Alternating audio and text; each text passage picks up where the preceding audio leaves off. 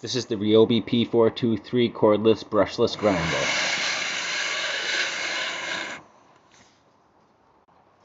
The switch is unnecessarily complicated. You don't just push down on it. You have to push down on the back and slide it forward. To engage the trigger lock, you have to push down on the back, press it forward, and then press down on the front.